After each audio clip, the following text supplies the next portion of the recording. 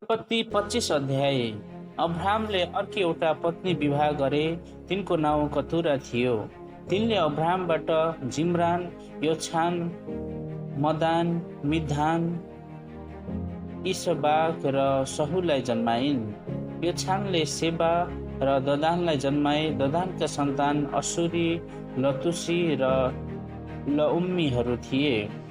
मिधानका छोराहरू चाहिँ योपा, एपेल, हानोक, अबिदा र एल्दा थिए। यी सबै कतुराका सन्तान हुन्। अब्राहमले आफूसँग भएका सबै थोक इसाकलाई नै दिए, तर आफू जीवित छँदै तिनका भित्रिनेपट्टिका छोराहरूलाई तिनले उपहारहरू दिए र आफ्ना छोरा इसाकबाट छुट्याइएर तिनीहरूलाई पूर्व देशतिर पठाइदिए। अब्राहम जम्मा 175 वर्षसम्म बाँचे। अब्राहम दीर्घायु भई पुरा बुढेसकालमा मरे र आफ्ना मरेका पिता पुर्खाहरूसँग मिल्न गए। तिनका छोराहरू इसाक र इस्माइलले तिनलाई हित्ती सोहोरको छोरो एप्रोनको खेतमा भएको मेम्रेनेरको मक्पेलाको ओडारमा गाडे। त्यो खेत अब्राहमले हित्तीहरूबाट किनेका थिए।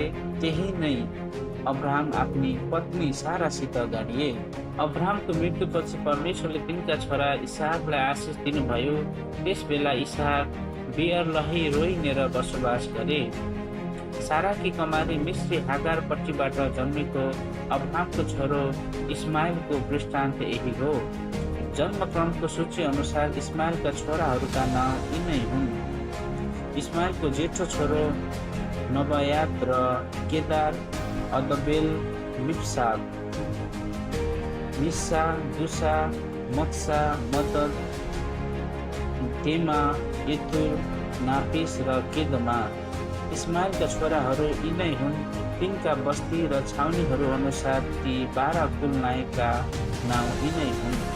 इस्माइलको जम्मा उमेर 137 वर्ष थियो तब तिनको मृत्यु भयो र तिनी आफ्ना पिता पुर्खाहरूसँग मिल्न गए। मिश्रको सिमानानिर असुर देशतर्फ हविलादेखि सुरसम्म तिनीहरू बसोबास गर्थे अनि तिनीहरू आफ्ना दाजुभाइको शत्रुतामा बस्थे। अब्राहमको छोरा इसाकको वृत्तान्त यही हो। अब्राहमले इसाकलाई जन्माए। इसाकले 40 वर्षको उमेरमा पद्दिन आरामका अरामी बतुएलकी छोरी अरामी लाबानकी बहिनी रिबेकासँग विवाह गरे। तिनी बाँझी भएको हुनाले इसाकले आफ्नी पत्नीको निम्ति परमप्रभुसँग प्रार्थना गरे। तब परमप्रभुले उनको प्रार्थना सुन्नुभयो र रेबिका गर्भवती भइन्। गर्भमा भएको बालकहरूले एक अर्कासँग लडन्त गर्न लागे। किन मलाई यस्तो भयो भनी तिनले परमप्रभुसँग सोध्न लागिन्। परमप्रभुले तिनलाई भन्नुभयो, तेरो कोखमा 2 जातिहरू छन्। तेरो गर्भबाट जन्मदाखेरि नै ती 2 जाति छुट्टा छुट्टै जन्मनेछन्। एउटा अर्को भन्दा बलवान हुनेछ र जेठाले कान्छाको सेवा गर्नेछ। तिनको सुत्केरी हुने बेला आयो र तिनको कोखमा जुम्लिया रहेछन्। जेठो चाहिँ सेतो वर्णको, शरीरभरि रौँका लुगा लाए जस्तै जन्मियो। यसकारण त्यसको नाउँ एसाव राखियो। त्यसपछि त्यसको भाइ चाहिँ एसावको कुर्कुच्चो हातले समातेर निस्कियो। यसै कारण त्यसको नाउँ याकुब राखियो। रिबिकाले यिनीहरूलाई जन्माउँदा इसहाक 60 वर्ष पुगेका थिए।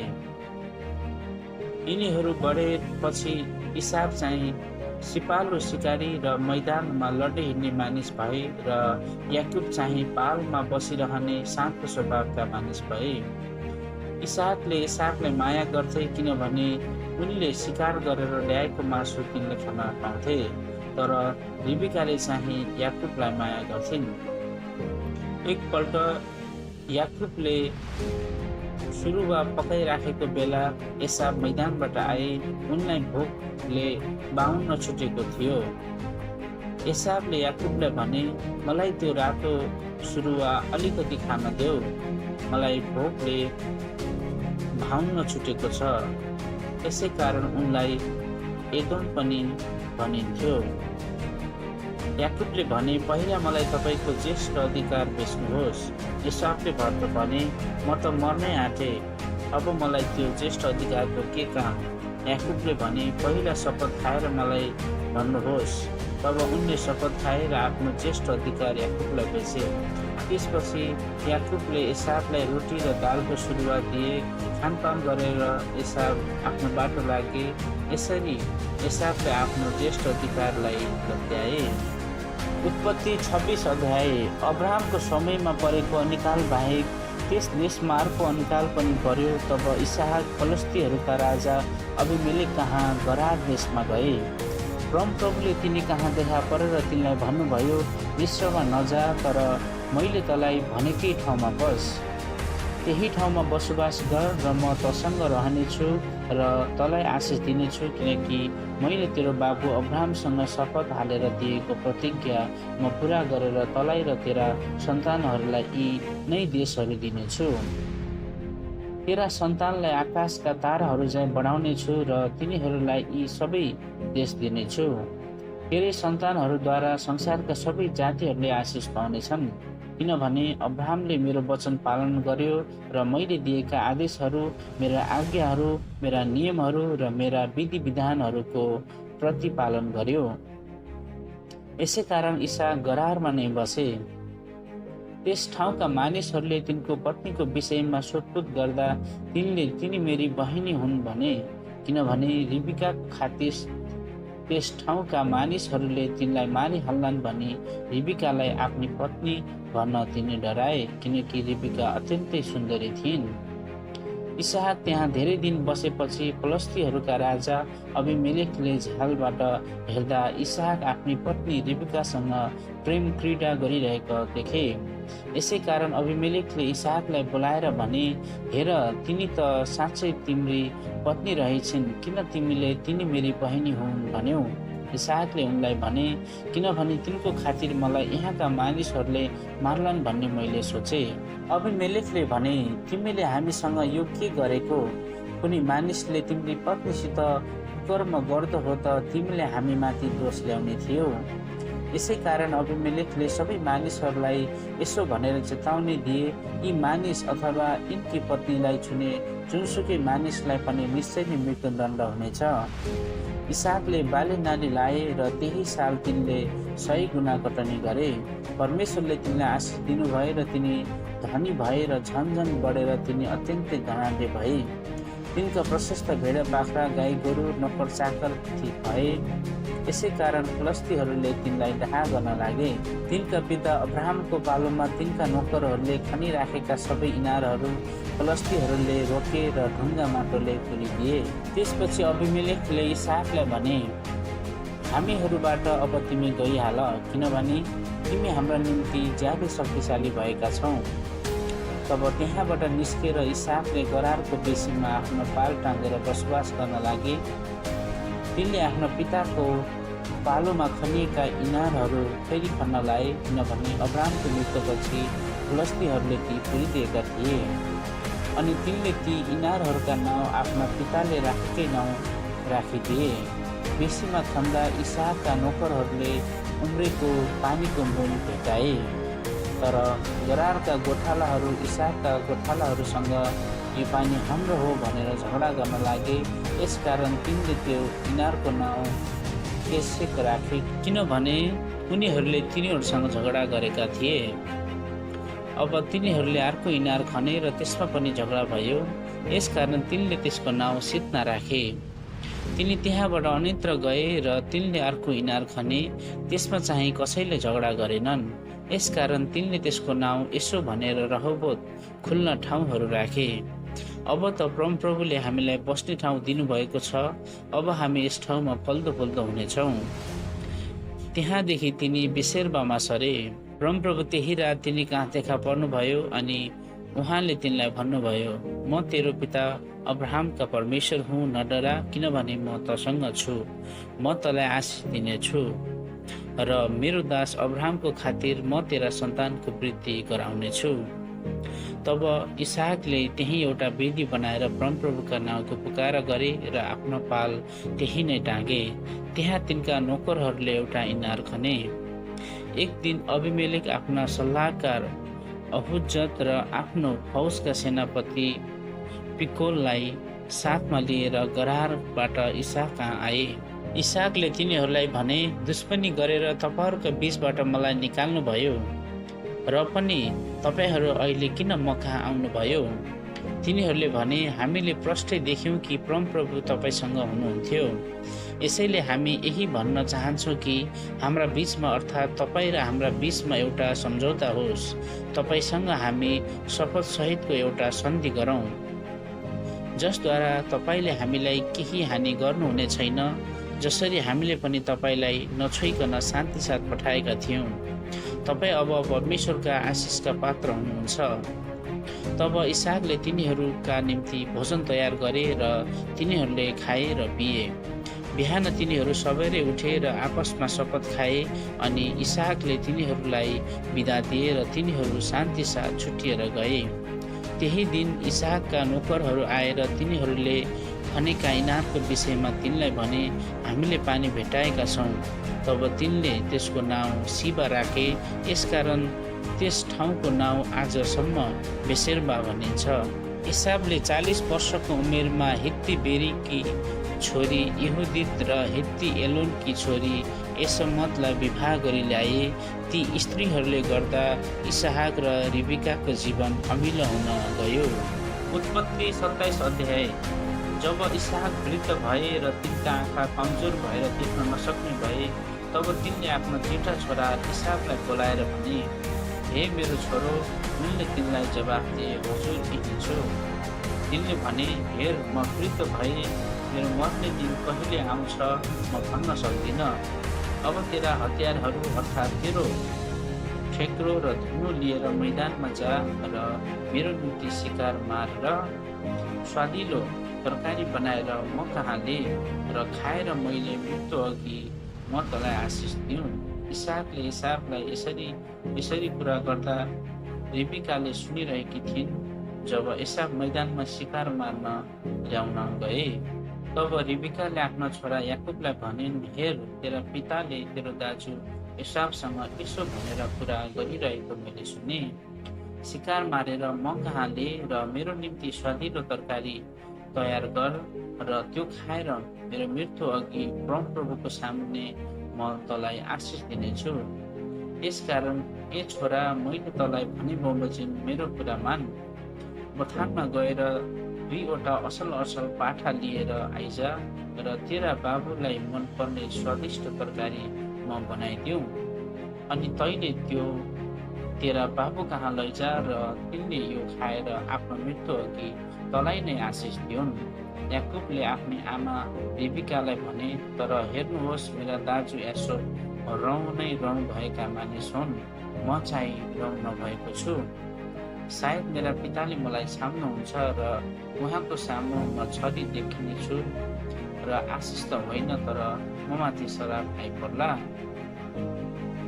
तिनकी आमाले तिनलाई भनिन्, हे मेरो छोरा, तँलाई दिएको शराब म माथि नै परोस्। केवल मेरो कुरा मान र गएर ती म कहाँ ले। तब ती गए र ती पाठा ल्याए र आमालाई दिए र तिनले याकुबका बाबुलाई मनपर्ने स्वादिष्ट तरकारी तयार गरिन्। तब घरमा गएका आफ्ना जेठा छोरा इसाकका असल लुगाहरू झिकेर रिब्काले ल्याइन् र कान्छा छोरा याकुबलाई लगाइदिइन्। बाख्राका पाठाका छालाहरू याकुबका हात र घाँटीका रौँ नभएका भागमा तिनले लगाइदिइन् अनि आफूले तयार पारेका स्वादिष्ट तरकारी र रोटी आफ्नो छोरा याकुबका हातमा दिइन्। याकुबले आफ्नो पिता कहाँ गएर भने, बाबु। इसाकले भने, त को होस्? याकुबले आफ्नो पितालाई भने, म तपाईँको जेठो छोरा इसाक हुँ। तपाईँले अढाई बमोजिम मैले गरेको छु। अब उठेर बस्नुहोस् र मैले ल्याएको शिकारको पशु खानुहोस् र मलाई आशिष दिनुहोस्। इसाकले आफ्नो छोरालाई भने, हो, कसरी तैँले यति चाँडै भेटाउन सकिस्? तिनले जवाफ दिए, परमप्रभु तपाईँका परमेश्वरले मलाई सफल गराउनुभयो। तब इसाकले याकुबलाई भने, छोरा, नजिकै आइज। त मेरो छोरा इसाकले एसाव होस् कि होइन म यसो हेरौँ। याकुब आफ्नो पिताको नजिक गए र इसाकले तिनलाई छामेर भने, स्वर त याकुबको हो तर हातहरू त एसावकै हुन्।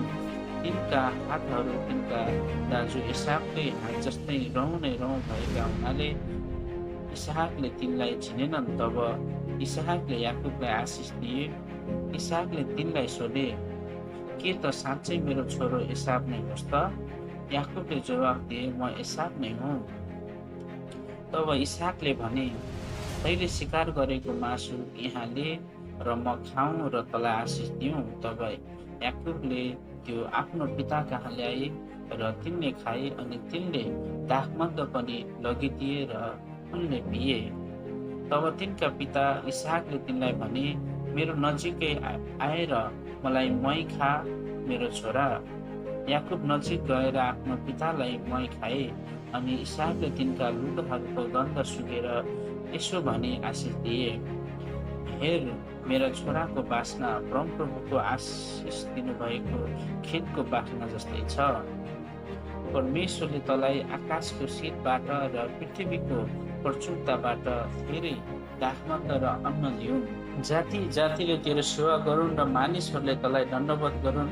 तेरा दाजुभाइहरूमाथि तेरो प्रभुत्व होस् र तेरी आमाका छोराहरूले तँलाई दण्डवत गरून्। तँलाई श्राप्नेहरू सबै श्रापित हुन् र तँलाई आशिष दिनेहरू सबै आशिषित हुन्। इसहाकले आशिष दिइसकेपछि याकुब आफ्नो पिता कहाँबाट निस्कने बित्तिकै तिनका दाजु एसाव शिकारबाट आइपुगे।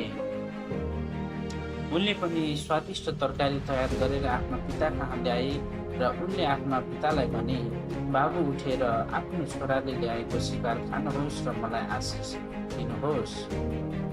उनका पिता इसहाकले उनलाई सोधे, त चाहिँ को होस्?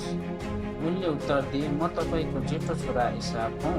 इसहाक भाइको रूपमा कामे र भने, त्यसो भए त्यो को थियो जसले शिकार गरेर यहाँ म कहाँ ल्यायो र त आउन अघि नै मैले त्यो सबै खाएर त्यसलाई आशिष दिइसके हो, त्यो चाहिँ आशीर्वादी हुनेछ। जब एसावले आफ्ना पिता इसहाकका यी कुरा सुने तब ती अत्यन्तै पीडित भई चर्को स्वरले रोए र आफ्ना पितालाई भने, बुबा मलाई पनि आशिष दिनुहोस्। तर इसहाकले भने, तेरो भाइ छल गरेर आयो र तैले पाउने आशिष लगिहाल्यो। एसावले भने, त्यसको नाउँ याकुब राखिएको के ठिकै होइन? किनभने त्यसले मलाई 2 पल्ट ठगिसक्यो।